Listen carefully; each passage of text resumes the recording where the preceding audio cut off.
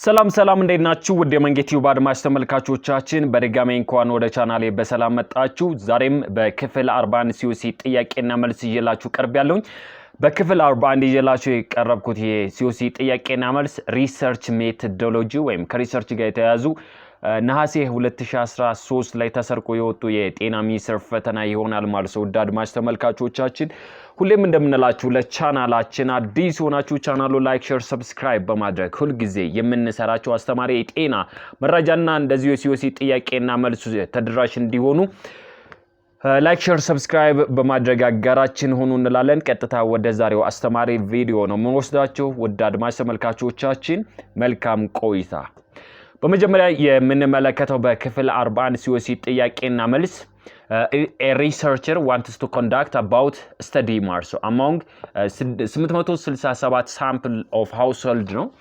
to determine the access of safe water supply in district marso ስለዚህ የsafe water supply accessን determine በማድረግ በ867 sample ላይ ነው በቀላሉ ስራ መስራት የፈለገው ነው። The district has 10,000 household in which 20 persons are from urban ነው። እንግዲህ ከ10,000 የሚሆኑ ሃውስሆልዶች አሉ ማለት ነው። ዛ ዲስትሪክት ላይ 20% ከአርባን 80% from rural household ብለን የምንጠራው እሱን ኮንዳክት ለማድረግ ነው የወሰነው ማለት ነው። So what is the most likely sampling technique the researchers will use ነው? ሪሰርቸሩ ከሚጠቀማቸው ሳምፕሊንግ ቴክኒኮች ምን ሊጠቀም ይችላል ነው? የመጀመሪያው ሲስተማቲክ ሳምፕሊንግ ቴክኒክስ ብለን የምንጠራቸው አሉ። ሁለተኛው ስትራቲፋይድ ሳምፕሊንግ፣ ሲ ላይ መልቲ ስቴጅ ሳምፕሊንግ ብለን የምንጠራው and ሲምፕል ራንደም ሳምፕሊንግ ብለን የምንጠራው ይሆናል ማለት ነው። አድማጭ ተመልካቾች እንግዲህ ሰፓሬትሊ ሲስተማቲክ፣ ስትራቲፋይድ፣ መልቲ ስቴጅ፣ ሲምፕል ራንደም ሳምፕሊንግ ምንድነው የሚለውን ስናይ simple random sampling ብለን የምንጠራው it is required a numbers of individuals are selected by random methods ማለት ነው። እንግዲህ selected የሆኑት ወይም individual are selected by random method በራንደም ሜተድ ነው from sampling frame ነው። ከሳምፕሊንግ ፍሬሙ randomly select ይደረጋል ማለት ነው። or database that contain lists of all individual in the population ማለት ነው። የሁሉንም population list ምን ያደረገ ማለት ነው contain ካደረገ ከነዛ database ላይ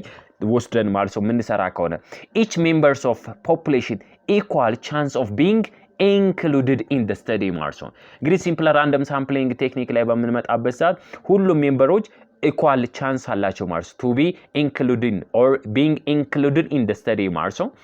ሌላው እነዚህ ሲምፕል ወይም ሳምፕል ሴሌክሽን ኢንሹር የሚያድርገው በምንድነው ከተባለ በሎተሪ ሜተርስ ቴብል ራንደም ነምበርስ ብለን የምንጠራው አለ then using computer program በመጠቀም ልንሰራ እንችላለን። these types of methods are simple random sampling ብለን የምንጠራው ነው ማለት ነው።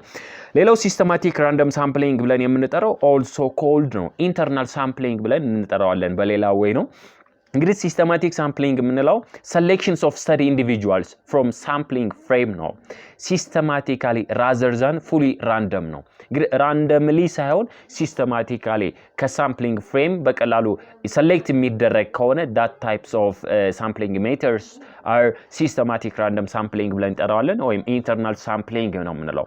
stratified sampling random sampling ብለን የምንጠራው used ነው when the population is known to be heterogeneous ብለን የምንጠራው። እንግዲህ heterogeneous ማለት የተቀላቀለ ማለት ነው።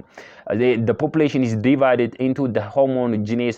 population ማለት ነው። ስለዚህ ያን heterogeneous የተለያዩትን ወደ አንድ በማምጣት ወደ homogeneous በማምጣት የምንሰራ ከሆነ ማለት ነው። A population can be stratified by the variable this is a variable or available for all study unit ነው prior to sampling example በage በሴክስ በሬዚደንስ በኢንካም እንግዲህ ሬዚደንስን ስንኖር አርባን ሩራል በሚለው በመከፋፈል ማለት ነው ያን የምንሰራ ከሆነ ነው። ስለዚህ ስትራቲፋይድ ሳምፕሊንግ ነው። መልቲ ስቴጅ ሳምፕሊንግ የምንለው commonly multi stage የምንጠቀመው this method is appropriate when the reference population is large and widely scattered ማለት በጣም በከፍተኛ የተበታተነና ሪፈረንስ ፖፑሌሽኑ በጣም ከፍተኛ ከሆነ መልቲ ስቴጅ ሳምፕሊንግ እንጠቀማለን ማለት ነው። እንግዲህ sampling technique is done using stage until the final sample unit are arrived ነው።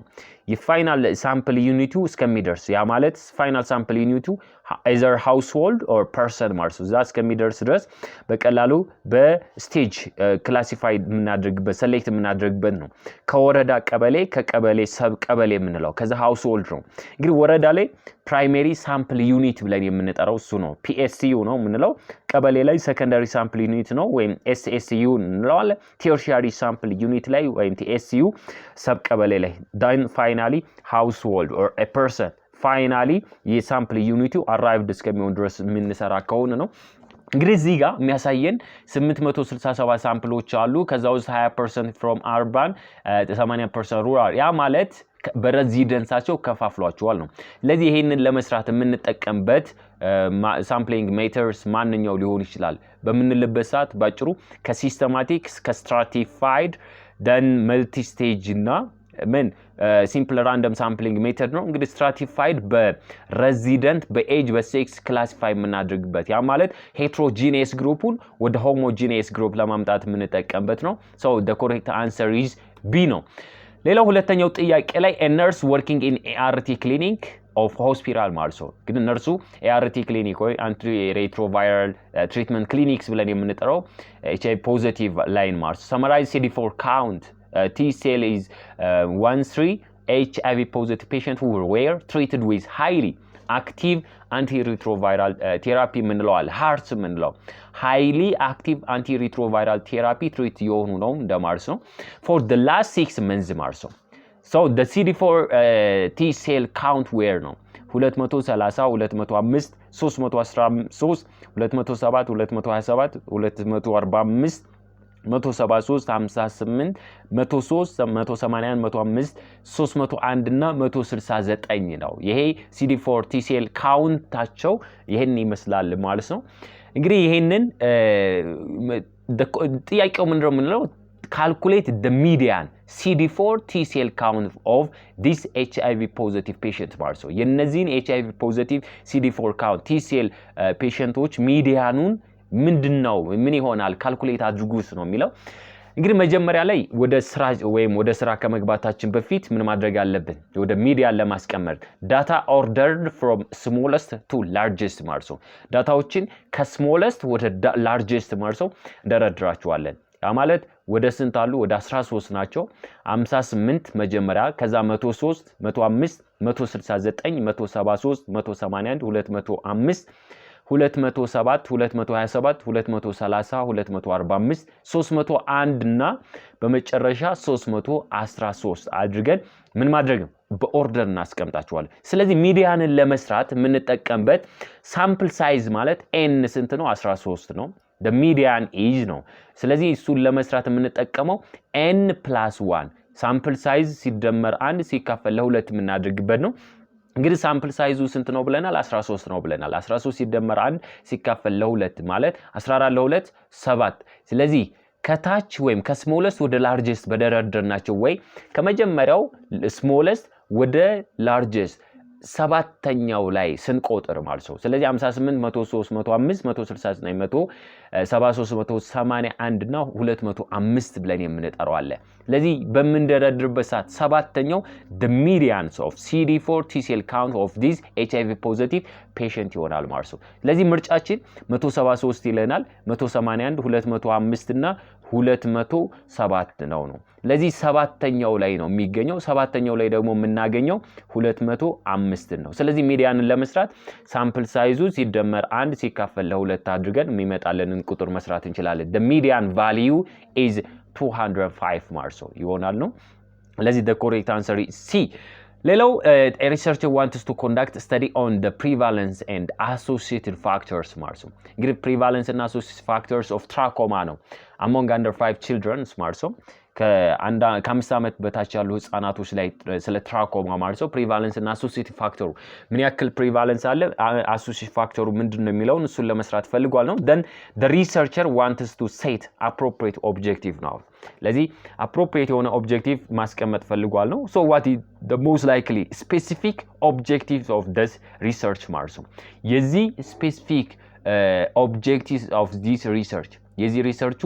ስፔሲፊክ ኦብጀክቱ ምን ሊሆን ይችላል ነው to study the prevalence of trachoma among under 5 children also. And ሁለተኛው ላይ B to appreciate the prevalence of trachoma among under 5, to understand associated factors of trachoma among under 5 children, and to determine factor associated with trachoma among under 5 children also. ለዚህ ከዚህ ውስጥ specific objective most likely specific objective ማን ሊሆን ይችላል ስንል to determine factor associated with trachoma among under 5 children is the correct answer. So the correct answer is D. ሌላው አራተኛው ላይ researchers finding diarrhea status among children ማለት ነው። እንግዲህ የህፃናቶች ላይ ነው diarrhea status ነው። ያም እድሜያቸው ወይም ከ6 እስከ 23 መንዝ ያሉ ነው። ያም ደግሞ ሾው የሚያደርገው 47% mild 36% moderate diarrhea እና 17% severe diarrhea ነው። So finally the researcher wants to present the data on in graph ማለት ነው። ይሄን ዴታ በግራፍ ምን ማድረግ ፈለገ ሪሰርቸሩ ፕሬዘንት ማድረግ ፈልጓል ማለት ነው። ስለዚህ the question is what is the most likely types of graph to be used by these researchers? ስለዚህ በዚህ ሪሰርቸር most likely የሚጠቀመው ግራፍ ምን አይነት ግራፍ ነው? ባር ግራፍ ይለናል፣ ላይን ግራፍ፣ ሂስቶግራም and ኦርጊቭ curve ብለን የምንጠራቸው አሉ። እንግዲህ ስናያቸው ነው ሂስቶግራም የምንለው frequency distribution with continuous class interval ነው that has been turned into graph ማለት ነው። ይሄ continuous የሆነ class intervalን frequency distribution ያለውን ማለት ነው ወደ ግራፍ መቀየር ነው። it is non overlapping ብለን የምንጠራው ኢንተርቫል ነው። ኦቨርላፕ አያደርግም ማለት ነው። ባር ግራፍ ብለን የምንጠራው most commonly እዚህ ጋር ማወቅ ያለብን ሂስቶግራም የምንለው ቦክስ ፕሎት፣ ስካተር ፕሎት፣ ላይን ግራፍ and stem and leaf plots ብለን የምንጠራቸው used for quantitative ብለን የምንጠራቸው ማለት ነው። ኳንቲቴቲቭ ዴታዎች የምንጠቀመው ከሆነ እነዚህ ሂስቶግራም፣ ቦክስ ፕሎት፣ ስካተር ፕሎት፣ ላይን ግራፍ እና ስቴም ኤንድ ሊፍ ፕሎትስ ብለን የምንጠራው እንጠቀማለን። ግን ኖሚናል ነው። ኖሚናል ኤንድ ኦርዲናል ነው። አሁን እዚህ ጋር እንደምናየው ኦርዲናል ዳታ ነው። ኦርደር ነው። ማይልድ፣ ሞደሬት፣ ሲቪየር በኦርደር የተቀመጠ ነው። ኦርዲናል ዴታ ነው። ኦርዲናል ዴታን ደግሞ በብዛት ለመስራት የምንጠቀምበት ባር ግራፍ እና ፓይ ቻርት ብለን የምንጠራው ነው። ባር ግራፍ used to display a frequency distribution for nominal and ordinal data. ኖሚናል የሆነና በኔም የተቀመጡ ማለት ነው። then በኦርደር የተቀመጡ ዴታዎችን ዲስፕሌይ ለማድረግ የምንጠቀምበት ነው። These categories are listed on the horizontal axis ማለት ነው። horizontal axis ላይ ወይም x axis ብለን የምንጠራው and the frequency relative frequency are by represented by y axis ማለት ነው። ስለዚህ relative frequency በy axis ላይ horizontal ላይ ደግሞ ካታጎሪዎቹ ሊስት ይደረጋሉ ማለት ነው። በዛ ነው ባር ግራፍ ነው። ለዚህ ከነዚህ ውስጥ አሁን እንግዲህ ኦርዲናል የሆነ ዴታ ፕሬዘንት ለማድረግ የምንጠቀምበት ግራፍ ማን ሊሆን ይችላል ስንል ምን ብለን ጠራዋለን? ባር ግራፍ ማለት ነው። ለኖሚናል እና ኦርዲናል ለሆነ ዴታ የምንጠቀመው እሱን ስለሆነ ማለት ነው ማየት እንችላለን። ሌላው አምስተኛው the research conducts study on the risk factors of acute appendicitis ማለት ነው። እንግዲህ የአኪዩት appendicitis risk factor research conduct ለማድረግ ነው among patient with hospital ነው። finding indicate that ነው እንግዲህ ፋይንዲንጉ 40ዎቹ history of urinary tract infection ያላቸው ማለት ነው from 160 who develop acute appendicitis ማለት ነው። ለዚህ ከዛ ውስጥ 160ዎቹ acute የሆነ appendicitis 12ቱ had history of urinary tract infection from ምንድነው 120 individual who were healthy ማለት ነው። ከዚህ ነው። ስለዚህ what is the most likely interpretation associated in this research ማለት ነው? urinary tract infection not risk factor for acute appendicitis. Acute appendicitis is the risk factor for urinary tract infection. Acute appendicitis is not risk factors for urinary tract infection. Urinary tract infection is the risk factors for acute. እንግዲህ ከዚህ ውስጥ ስናያቸው ነው so appendicitis የሌለባቸው ሄልዚ የሆኑት ወደ 12 የሚሆኑት history of urinary tract infection አላቸው ግን ሄልዚ ናቸው። 40ዎቹ history of urinary tract infection አላቸው ግን ምን ያላቸው ነው acute የሆነ appendicitis ምን አድርጓል 160 የሚሆኑት ሰዎች develop አድርገዋል ማለት ነው። ስለዚህ ከዚህ ጋር የሚያሳየን ምንድነው urinary tract infection የማን የአኪዩት አፔንዲሳይተስ ብለን የምንጠራው ሪስክ ፋክተርስ እንደሆነ እሱም ያስፈልጋል ማለት ነው። ሶ urinary tract infection is the risk factor for acute what appendicitis ማለት ነው። ስናነጻጽረው በ40 በ160 12 በ120 ነው። ስለዚህ urinary tract infection ያላቸው በብዛት ያላቸው ሰዎች ለአኪዩት appendicitis develop የማድረግ ቻንሱ በጣም ከፍተኛ ይሆናል ማለት ነው። ሶ the correct answer is D ነው። ስድስተኛ ላይ a nurse who is working in district wants to educate community about how to treat water by using locally available material እንግዲህ ይሄ ደግሞ ምን ማድረግ ፈልጓል locally available በሆነ ማቴሪያል ምን ሆኗል ማለት ነው used to treat waters the community ማለት ነው ማስተማር ነው educate ማድረግ እንዴት ትሪት ማድረግ እንዳለባቸው ነው on the courses of the nurse prepare all the necessary material እንግዲህ ከዛ ጋር ተያይዞ ነርሱ ሁሉንም necessary ማቴሪያሎች አዘጋጅቷል ነው needed for water treatment ለዋተር ትሪትመንት የሚያስፈልጉትን so during teaching session ነው በteaching session ላይ every participant was able to see and practice the water treatment process ማለት ነው ስለዚህ ሁሉም ፓርቲሲፓንቶች ደግሞ ምን አድርገዋል በምንልበት ሰዓት አንደኛ አይተዋል ነው able to ምንድነው see ማለት ነው ስለዚህ አይተዋል then practice water treatment processን በራሳቸው practice አድርገዋል ስለዚህ what is the most likely teaching method used by nurse ነው ድራማ ቴክኒክ ነው የተጠቀመው ሌክቸረር ነው brainstorming ነው ወይስ demonstration ብለን የምንጠራው ማንኛው ሊሆን ይችላል ማለት ነው ስለዚህ ስንጠቀም እንግዲህ lecture methods ምንለው oral የሆነ simple quick and traditional ways of presentations of the subject matter ስለዚህ በሲምፕል በሆነ በኦራል ኩዊክ እና ትራዲሽናል በሆነ ወይ የሳብጀክት ማተሩን ፕሬዘንት የምናደርግ ከሆነ ያ ሌክቸር ሜተድስ ብለን የምንጠራው ነው ብሬንስቶርሚንግ የምንላቸው encourage to make at least in short period of time all the idea that comes to their mind ማለት ነው ወደ አእምሮአቸው የሚመጣውን ነገር በቀላሉ ፎርዋርድ እንዲያደርጉ የምንጠቀምበት ማለት ነው regarding the problem without discussing ነው ዲስከስ ከማድረጋችን በፊት ምን ሰራ ከሆነ ያ brainstorming ብለን እንጠራለን so encourage to make at least in short period of time all the idea that come to their mind ማለት ወደ አእምሮአቸው የሚመጣው እንዲናገሩ ማድረግ ነው demonstration ምንለው showing how is better than telling how ነው ስለዚህ showing how is better ማለት ነው ማሳየት ማለት ነው ከመንገር ይልቅ ማሳየት it is focus on practice ማለት ነው most commonly demonstration for practice ላይ ነው ድራማ ሜተድ የምንለው ደግሞ ይሄ ድራማ ሜተድ most commonly suitable የሚባለው ወይም ተመራጭ የሚባለው teaching methods ብለን እንጠራለን specifically ነው ወይም especially for people who cannot read because they often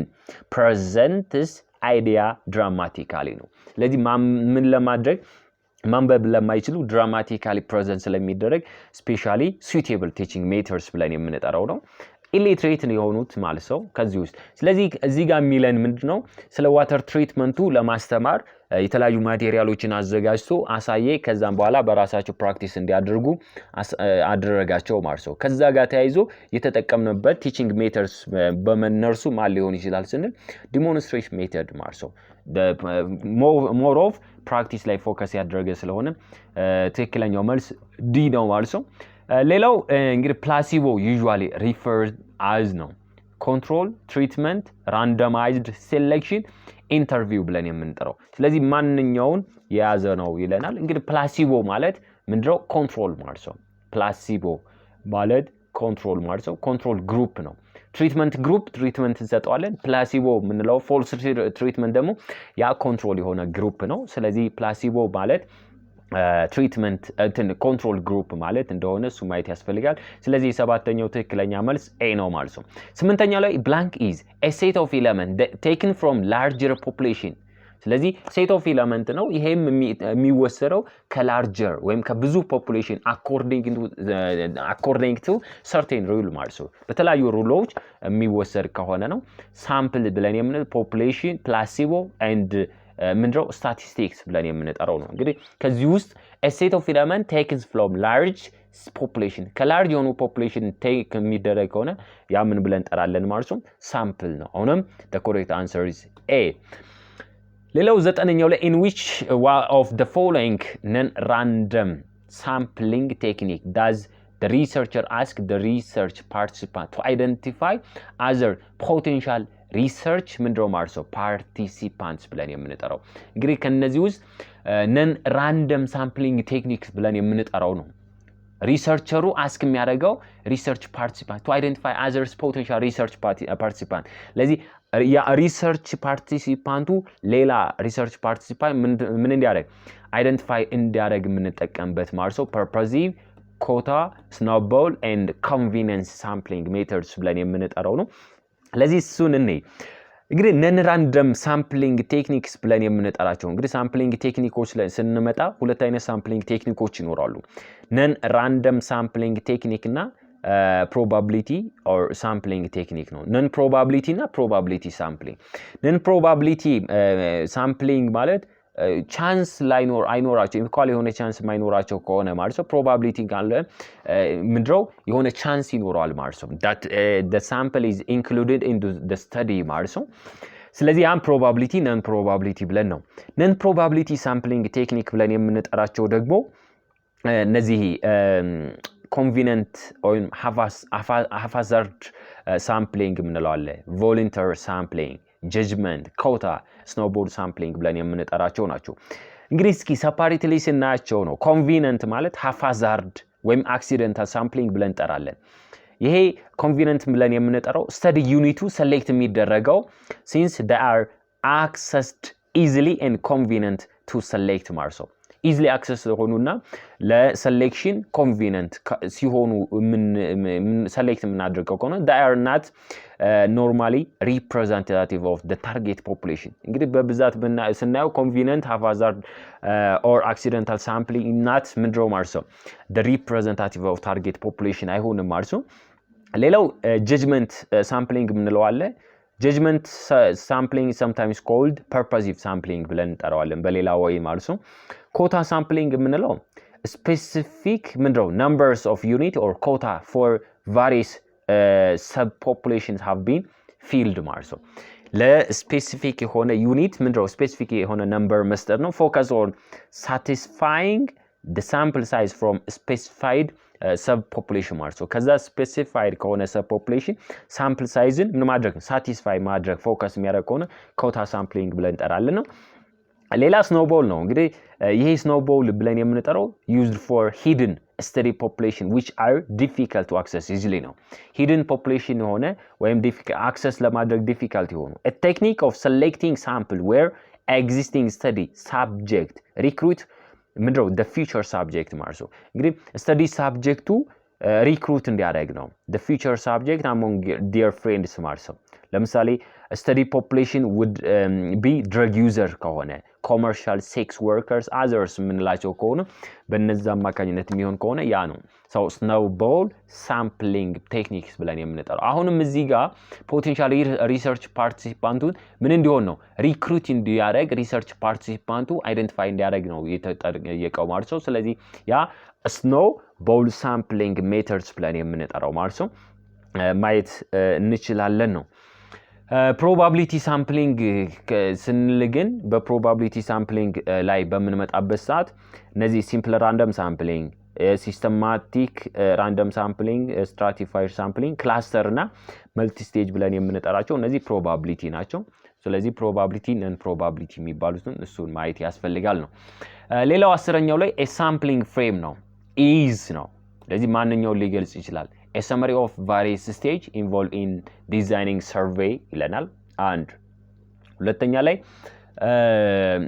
an outline a view of all the main clusters of unit in the sample a list of all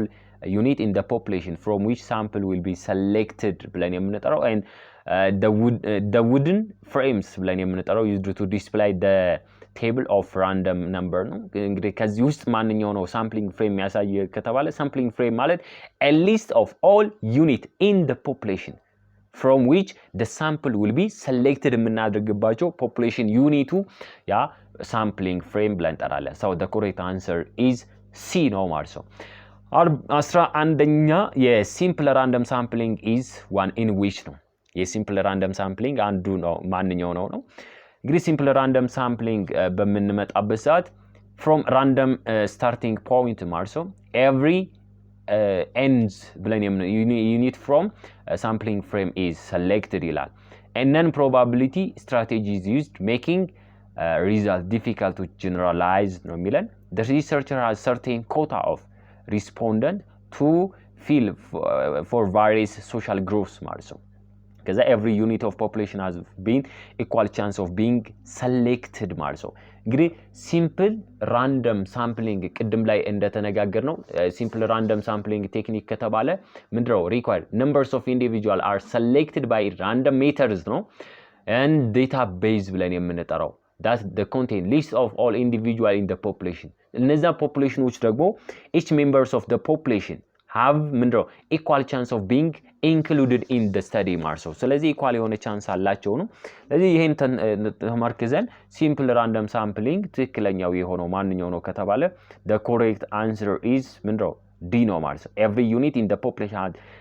have an equal chance of being selected ማለት ሌላው helpful for to use multi-stage cluster sampling ማለት ግን multi-stage cluster sampling በምንጠቀምበት ሰዓት helpful የሚሆነው ምንድነው ከተባለ when the population is widely dispersed geographically you have limited time and money available for traveling you want to use probability sampling in order to generalize the result all of the above ይለናል ማለት ስለዚህ 12ኛ ላይ እንግዲህ መልቲ ስቴጅ ሳምፕሊንግን የምንጠቀመው ለምንድነው ከተባለ አንደኛ widely dispersed scattered የሆነ ከሆነ and then time እና money available limited ከሆነ መልቲ ስቴጅ ክላስተር የሚባሉት you want to probability ነው use probability sampling technique ብለን የምንጠራው ነው እሱን የምንጠቀም ከሆነ so all of the above is the correct answer smart so D ነው ሌላው 13ኛው ብለን የምንጠራው ማለት ነው standard errors is statistical measures of ነው እንግዲህ standard error statistical measures of what ምንድነው የሚያሳየን በምንልበት ሰዓት normal distributions of the scores around the sample mean the extent in which the sample mean is likely to differ from the population mean clusterings of the score at each ends of the survey scale ብለን የምንጠራው then the degree to travel in sample has been ምን ይለናል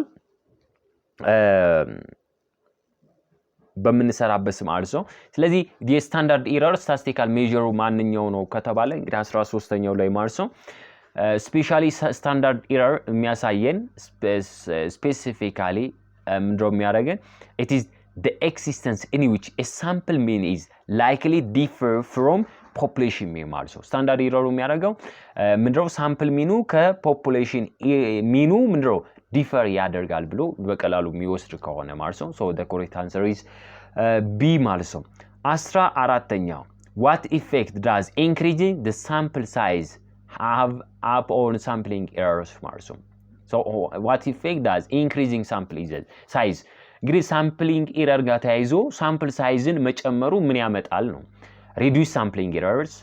increase sample errors has no effect on sample error none of the above ላይ የምንጠራው ነው 14ኛ ላይ እንግዲህ አሁን ምናየው ነው ሳምፕል ሳይዝን በጨመረን ቁጥር ነው ሳምፕል ኤረርን ምን ማድረግ እንችላለን ማለት ነው መቀነስ እንችላለን ሪዲዩስ ማድረግ እንችላለን ለዛም ነው ሳምፕል ኤረርን ለመቀነስ ምን እናደርጋለን ሳምፕል ሳይዛችንን መጨመር ያስፈልጋል ማለት ነው to increasing the sample size is it reduce the sampling error ማለት ነው ስለዚህ ሪዲዩስ ያደርጋል the correct answer is A 15ኛውና የመጨረሻው በክፍል 41 ይዤላችሁ የቀረብኩት የሲኦሲ ጥያቄና መልስ ውድ አድማጭ ተመልካቾቻችን which of the following is not types of non probability sampling ማለት ነው የነን probability sampling ምን ያለው ነው ታይፕ ያልሆነው ምንድነው ቅድም ላይ አወርተናል probability sampling methods ብለን የምንጠራቸው probability ማለት probability ያላቸው ነው ማለት ነው እነዚህ probability sampling errors ብለን የምንጠራቸው ብዙ አይነት ክላሲፊኬሽኖች ይኖሩታል ብለን ያወራን ነበር ማለት ነው ስለዚህ probability ላይ simple random sampling ብለን የምንጠራቸው or multi-stage cluster ብለን የምንጠራቸው stratified sampling ያለን የምንጠራቸው በሙሉ ወደዛ እንመጣለን ማለት ነው ግን probability sampling methods ብለን በምንመጣበት ሰዓት ደግሞ simple random stratified systematic cluster እና multi stage ነው non probability ከሆነ convenience voluntary judgment quota እና snowball sampling ነው ስለዚህ ከዚህ ውስጥ non probability sampling technique ያልሆነው ማንኛው ነው snowball stratified quota convenient ብለን የምንጠራው እንግዲህ ከዚህ ውስጥ which one is the odd ማለት ነው differ ያደርገው ማንኛው ነው snowball ብለን የምንጠራው quota sampling ብለን የምንጠራው convenient these are the same ነው so የተለየው ማንኛው ነው ስንል stratified sampling ነው ስለዚህ ትክክለኛው መልሱ ማን ነው ከተባለ stratified sampling ነው ምክንያቱም stratified sampling technique is ምንድነው the types of probability sampling ብለን የምንጠራው የዛ ታይፕ ነው ስለዚህ የትክክለኛው መልሳችን B ነው ማለት ነው ስለዚህ ውድ አድማጭ ተመልካቾቻችን ለዛሬ በክፍል 41 ይዤላችሁ የመጣሁት ሪሰርች ሜተድ ጋር ተያይዞ ጥያቄና መልስ 15 ጥያቄዎች ይሄን ይመስል ነበር በድጋሜ ለቻናላችን አዲስ ሆናችሁ ቻናሉን ላይክ ሼር ሰብስክራይብ በማድረግ ሁሉ ጊዜ የምንሰራቸው አስተማሪ የጤና መረጃ COC ጥያቄዎች መዝናኛ ቪዲዮዎች እንዲደርሷችሁ ማድረግ ትችላላችሁ መንጌ ነበርኩኝ ለሀገራችን ሰላም ለኛም ፍቅር መተሳሰብን ያድለን ውድ አድማጭ ተመልካቾቻችን ሰላም ሁኑልኝ